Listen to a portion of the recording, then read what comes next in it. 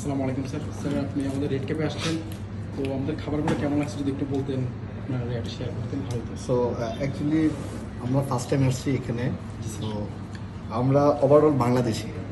So এখানে আসার পরে আমরা বাংলাদেশে একটা ফ্লেভার পাচ্ছি, এটাই সবচেয়ে বড় মানে স্যাটিসফ্যাকশন আপনাদের রেডক্যাপ থেকে। আরেকটা জিনিস হচ্ছে যে আপনাদের পরিবেশটা আলহামদুলিল্লাহ পজিটিভ। মানে একটা জিনিস হচ্ছে যে একটা রেস্টুরেন্টে খাইতে গেলে ফার্স্ট অফ অল চোখে যে জিনিসটা পোর্ট্রেট হয় সেটা হচ্ছে এনভায়রনমেন্ট। আর আপনাদের যে স্টাফরা আছে তারা একটু কোঅপারেট। আমরা কোনো কিছু চাচ্ছি, শেষ হওয়ার পরে তারা ইজিলি সেটা আবার সার্ভ করতেছে। So that was the good point for red cap.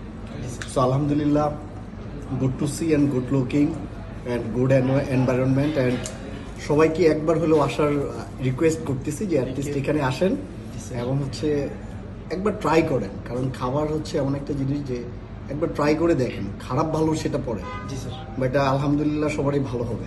That was Thank you, that sir. Was positive. Okay, thank you. Sir কেমন আছে খাবারটা যদি একটু বলতেন। আলহামদুলিল্লাহ। Thank you sir. ওকে।